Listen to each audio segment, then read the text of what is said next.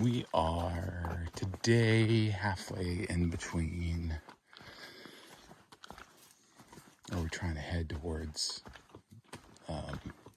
Hampton, Elizabethton, Tennessee, after we did an overnight at a bed bug hostel. They had good food, but they also had bed bugs. So I don't really care because I'm out here in the woods and I've got bed spiders and bed mice and bed bugs and bed tarantulas and bed everything. Not really tarantulas yet. Bed bumblebees, bed bees, bed flies, bed mosquitoes. So it was kind of whatever.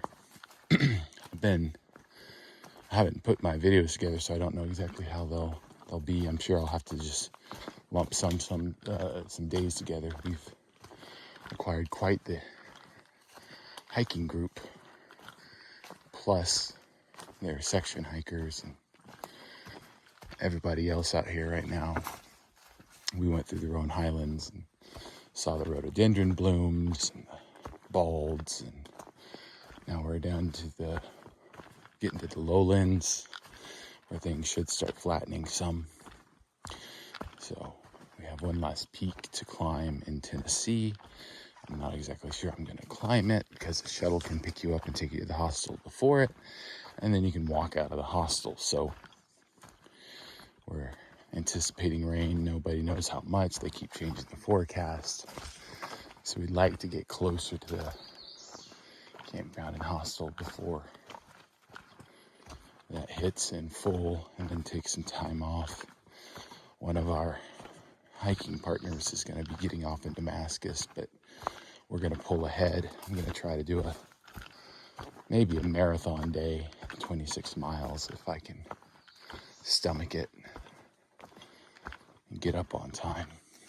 I'll need to have some rest before even trying it. But there's a place where it looks like it just turns into little goat hills. So as long as the trail isn't bad, that might be doable for me. I have no reason to do it. I just want to see if I can. I know I could road walk 26 miles, but hiking's a bit different. That seems to be an accomplishment many of the good hikers like to get under their belt. And then you have those exceptional ones that do those every day. But right now I found myself amongst people who are decent hikers, and I'm meeting or exceeding their days generally. So I feel like I finally arrived at the stage where I could say, yeah, I can do this. It's only taken a month and a half, but we're getting there.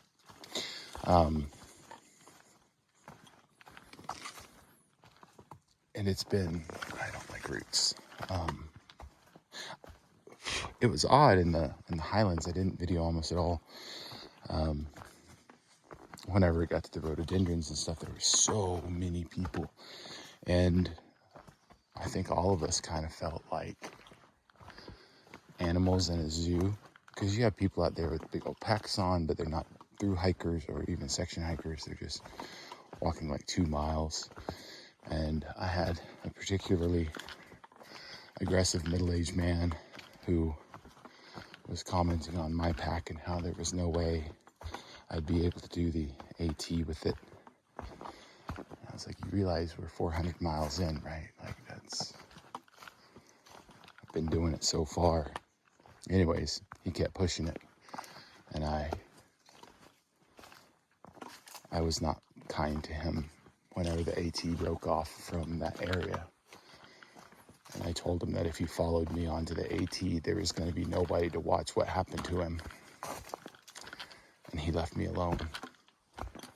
But that was probably one of the only really negative interactions I've had out here. And I don't know what his problem was. He just wouldn't stop talking about how I couldn't do it. So, and that whenever he did it, he hiked 40 miles a day, which is absolute BS. So I think he was just talking.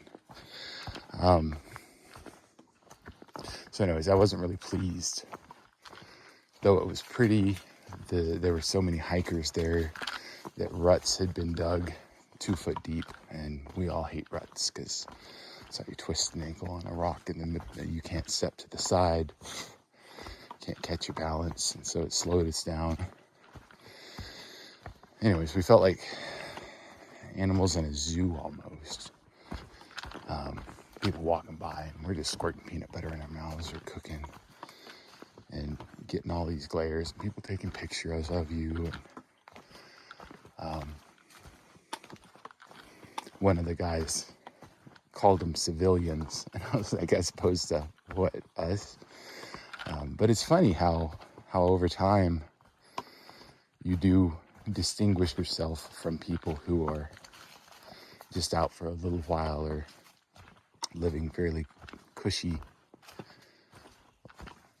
existences, and you're out here near misery, and these folks are bouncing past you and talking about how they're going to get 8 miles today.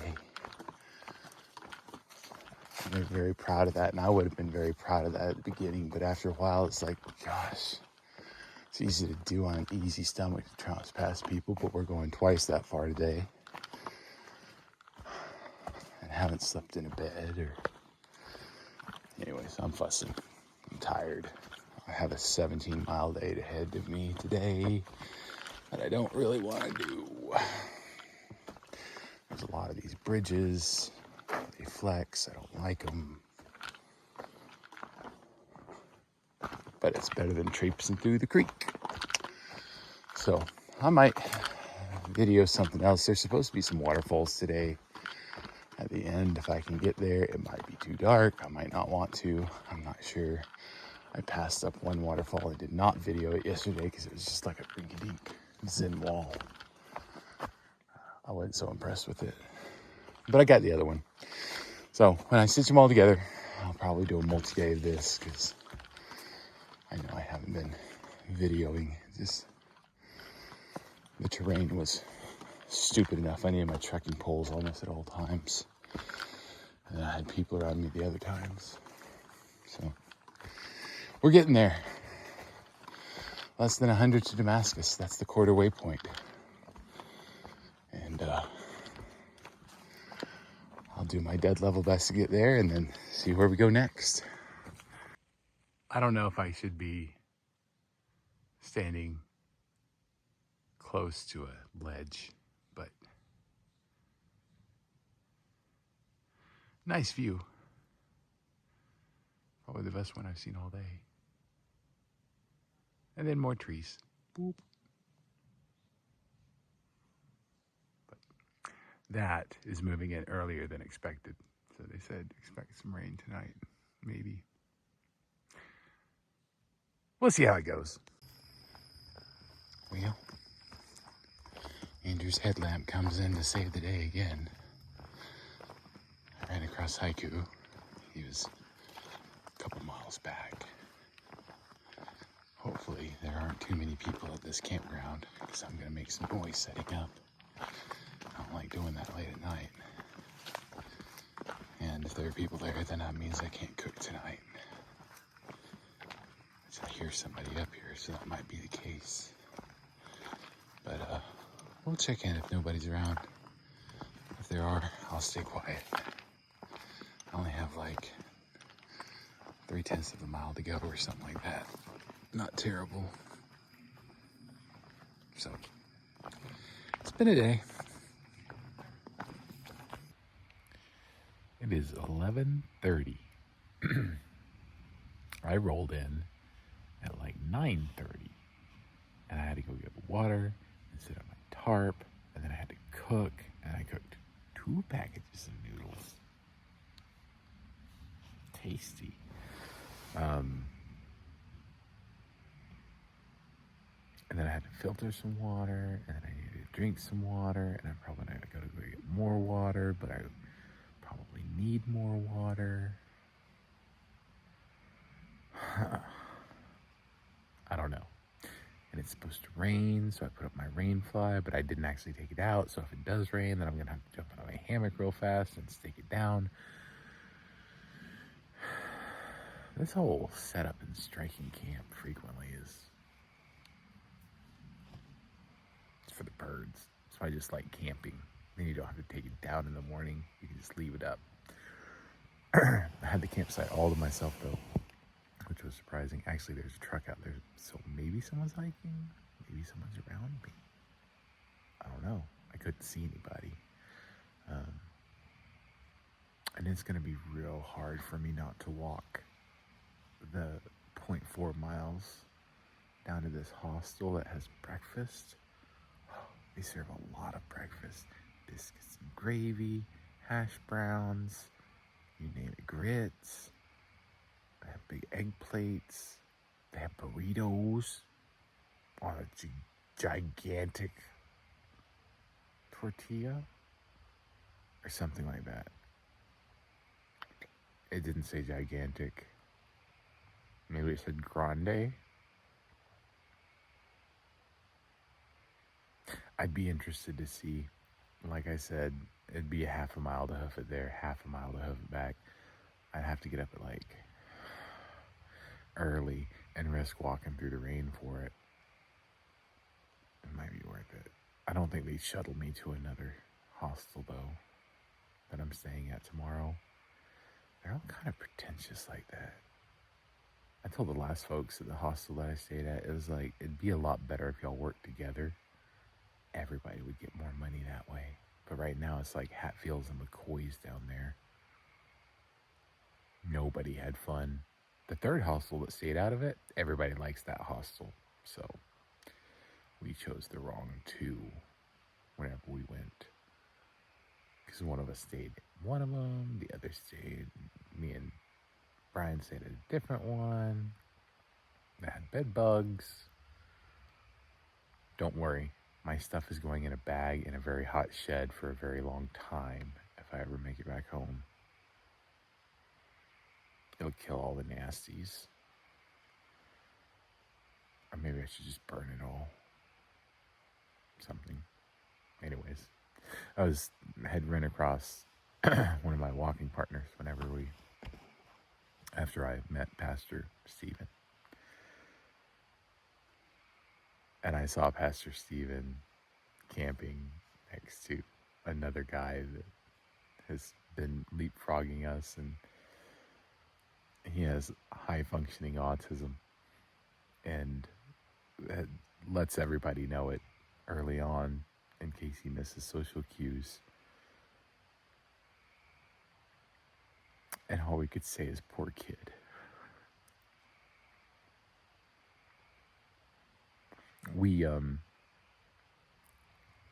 It's funny the amount of, like, after you've been out here for more than about 2 weeks, you start separating like the hit and run proselytizers from the like ministers or people of faith that are out here very quickly. The hit and run pastors want to make a big show out of it and tell you you're forgiven and do you know the story of Christ? Well, doesn't a lot of people, I mean, you're approaching a middle-aged dude asking if he's ever heard about Jesus Christ in the U.S., especially somebody from like the Bible Belt. Yeah. We've all heard about it. And when you ask a question like, what do you think the difference is between sin and evil? Or, you know, one of those thinking points, or can we conceptualize communion as a different thing? Or what is prayer and can it be put into action? You know, those kinds of questions. They just move on. They don't, and so it's like it doesn't feel like they're very genuine for being out here. Whenever I was with the minister Steve that was a Methodist guy, he had I don't think he wanted to talk about it initially, but I was curious. And so when you sit around camp long enough, you talk about what you do. And he was a minister. And he would say things like, sometimes people just don't know how to shut up and be present with someone who's going through a hard time. And that's probably one of the more important skills to learn, is how to just be there for someone who's going through a really difficult time. I liked that about him because he wasn't preachy. He could talk about presence, and he talked a lot about living as an example for others, non-coercion, those types of things. So maybe I needed to meet a theologian out here. I haven't run across one of those yet. But I've probably had better religious discussions with writers and military. Just about anybody aside from the folks out here pushing religion openly. So I'm still waiting. And I don't know why I have such a problem with it, aside from like, if you talk to even people who don't want to talk about religion or spirituality, straight atheism, whatever, you talk to them long enough and you get down to this question of why are we here and what is that calling, right? The whole spiritual kind of side of hiking. They say you hit that about 6 weeks in. Like 7. And so you start talking about that thing. You can't name it. You feel it, right? That thing beyond words.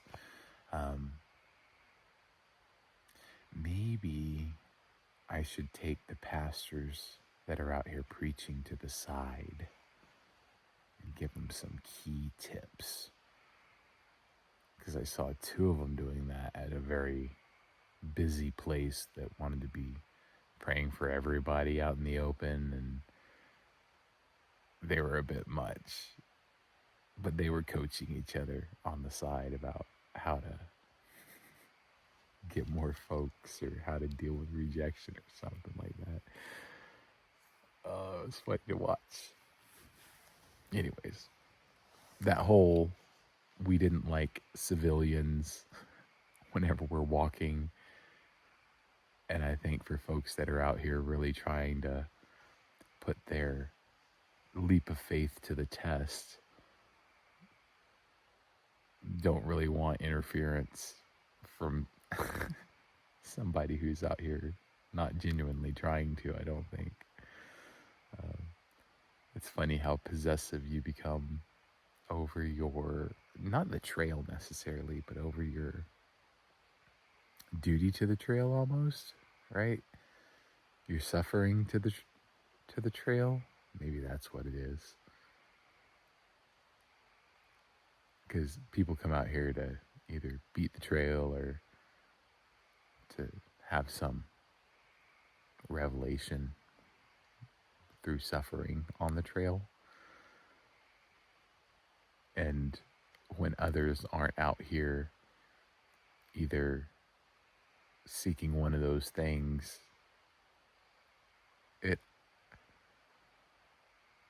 I don't want to say it feels disrespectful, but it's like, just get out of our way. We're on a mission here, right? Whether it's the guy busting out 25 miles just trying to get to Katahdin, or if it's us other old folks that are sitting around trying to figure out our place in life, it seems that we become dismissive of the others. And maybe it shouldn't be that way. We did see a family out here. Dad was a preacher. They were cool folks. And the kids were feral. Mom called them feral. I don't think they were feral. They were just exuberant and throwing a bunch of rocks in different directions. And we all agreed that we didn't really want to camp by the family. Kids were kind of noisy. We didn't know if you were going to get hit by a rock, this kind of stuff. But everybody was very happy that they were out walking, right? Like they were trying to do something as a family. They were out in nature. It's just that they didn't. And the kids were happy when they saw a hiker that they'd seen in a hostel, and they shouted at him and waved. So, you know, there's some of that. They were out here trying, and they were getting their miles in. So, I think there's like 8 of us that are leapfrogging right now. It's turned into a big old pack of people. We've been broadly supportive of that. It's just the people who are gawking and standing around and telling us how difficult we must have it. We know very well how difficult it is. So, I don't know. Those are my thoughts right now, 7 weeks in. Preachers, bystanders, hikers. I only did 15 miles today, and I should have done 17. There's a guy 2 miles behind me. There's a guy 2 miles ahead of me. So I'm dead center of the pack. It's just that I had to walk a long time, and I still have a headache. I'm kind of worried that if I go to sleep, I'm not going to wake up from a brain aneurysm. I doubt that'll happen. That would have happened earlier today. But when you get a concussion on the trail and you have to walk 20 miles to get picked up to go to the hospital to get a CT scan, you know, you just kind of, my pupils, they weren't dilated. They reacted. It's just a headache. I've had a concussion before. It wasn't a bad one. It was pretty bad. It made me sick. Oh well. Them's the breaks, kids. Oh, I did talk to the other guy that I said, you know that log that you have to crawl over? And he was like, crawl over? He said, I crawled under it, and I lost my water bottle when I did. And I said, oh yeah. So one of the guys that's walking with us, the guy who walks fastest, is in the Army. He's decently high up, I guess. And he was like, I think he put it there just as an obstacle for us. And we both failed miserably. And I said, oh, I think I failed more miserably than you. You lost a water bottle. I lost some brain cells. Army guy handled it just fine. So, it's been a day. Tomorrow, it's going to rain. Hopefully we get into the hostel before it rains too much. And then resupply. So, I assume I'll try to get some videos out and shrink those into, because it's pouring at the campground or hostel or whatever. And then it's on to Damascus. We'll be at 500 miles probably before you know it. That's exciting.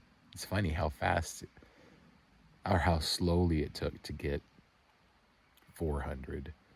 And then you're looking at 500 like, oh yeah, we can probably do that in a week. Where were we before this, right? Like, I bet we could do it in 5 days. We're not going to. Well, we'll be in Damascus before 5 days. There's a car. I don't know what direction I'm pointing. That car did not come from the direction I expected. Anyways, we'll be there pretty soon. And then probably lay up. I might take a vacation from hiking for like 3 or 4 days or 5. There's a movie coming out I want to see, so I might. And then we'll be on to Harper's Ferry, another 500. See how that pans out. I'm getting the cart before the horse. We got to make it to Damascus first. Then we'll see what happens. So have a good night. I'm going to bed. We're dying. Let's hope I just go to bed.